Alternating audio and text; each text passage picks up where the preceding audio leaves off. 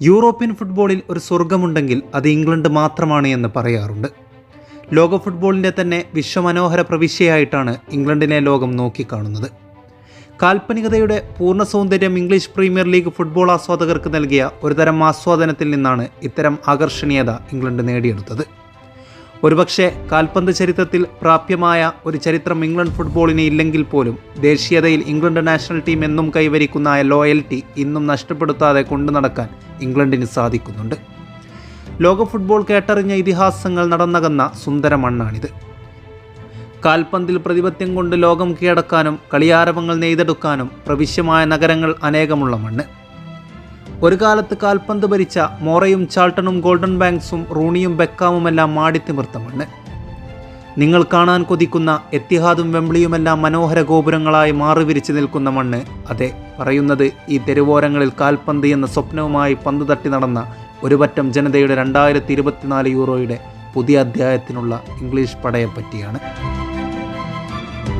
കാൽപന്തിൻ്റെ ഓരോ പരിവർത്തനത്തിലും കാലത്തിനൊത്തുതിച്ചുയരാൻ ഒരുപക്ഷെ ഇംഗ്ലീഷ് പടക്ക് കഴിഞ്ഞിട്ടില്ല എന്ന് തന്നെ പറയാം. പറഞ്ഞറിയിക്കാൻ പേരെടുത്ത ഇതിഹാസങ്ങൾ ഏറെ പിറന്നു വീണിട്ടും ആ പ്രതിബദ്ധം കൊണ്ട് സ്വപ്നങ്ങൾ നെയ്തെടുക്കാൻ സാധിക്കാതെ വന്നത് എന്തുകൊണ്ടാണ്? 1870കളിൽ തുടങ്ങിയ ഈ കാൽപ്പനിക ചരിത്രത്തിൽ ഓർമ്മിക്കപ്പെടേണ്ട ഏക വർഷം 1966 ആണ് എന്ന് പറയുമ്പോൾ എവിടെയൊക്കെയോ ഇംഗ്ലണ്ടിനെ ഭാഗ്യം കൂടി കൈവടിഞ്ഞു എന്ന് അംഗീകരിക്കേണ്ടി വരും. മാനേജ്മെൻറ്റോ ഇതിഹാസങ്ങളോ മാത്രമായിരുന്നു ഈ പതനത്തിൽ അർഹരെന്ന് പറഞ്ഞു വെക്കാൻ ഒരിക്കലും സാധിക്കില്ല. കാരണം ദേശീയ ടീമിനപ്പുറം അവർ ക്ലബ്ബുകൾക്ക് വേണ്ടി കാഴ്ചവെക്കുന്ന പോരാട്ടവീര്യം എന്തുകൊണ്ട് ദേശീയ ഫുട്ബോളിലെത്തുമ്പോൾ അവർക്ക് വീണ്ടെടുക്കാൻ കഴിയുന്നില്ല എന്നത് ഒരുപക്ഷെ നിർഭാഗ്യത്തിൻ്റെ പ്രതീതിയായിരിക്കാം.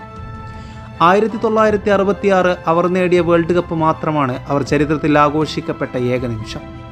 ശേഷം വന്ന റൂണിയും ബെക്കാമുമെല്ലാം ലോക ഫുട്ബോൾ ആരാധകരുടെ മുന്നിൽ റോൾ മോഡലുകൾ ആക്കപ്പെട്ടപ്പോഴും തങ്ങളുടെ രാജ്യത്തിനായി ഒന്നും നേടാത്ത ശൂന്യമായിരുന്നു അവരെല്ലാം.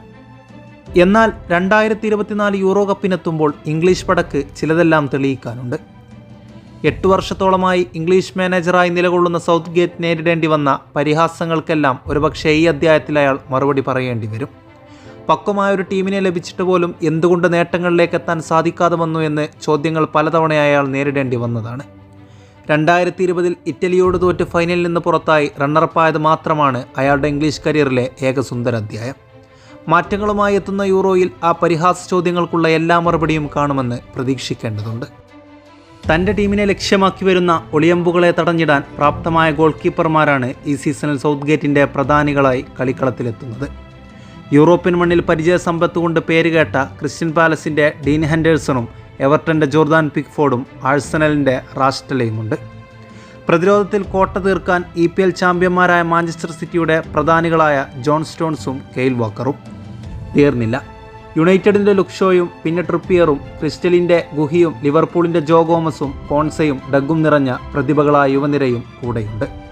മൈതാന നഗരിയിൽ കളിയുടെ പൂർണ്ണാധിപത്യം സൃഷ്ടിക്കേണ്ട മധ്യനിരയിൽ ഇംഗ്ലീഷ് പടയുടെ മധ്യനിര ഭരിക്കുന്നത് ലോക ഫുട്ബോൾ ചാമ്പ്യന്മാരായ റയൽ മാഡ്രിഡിൻ്റെ ഇംഗ്ലീഷ് വസന്തം ജൂഡ് ബെല്ലിംഗ്ഹാം. കൂടെ ആഴ്സണലിൻ്റെ നെടും തൂണായി മാറിയ റൈസുമുണ്ട്. ലിവർപൂളിൻ്റെ അർണോൾഡും ചെൽസിയുടെ ഗല്ലഗറും മാഞ്ചസ്റ്റർ യുവപ്രതിഭ മൈനുവും ക്രിസ്റ്റലിൻ്റെ വാർട്ടണും കൂടിയെത്തുമ്പോൾ ഇംഗ്ലണ്ടിൻ്റെ മധ്യനിര ഏറെക്കുറെ ഭദ്രമാണ്.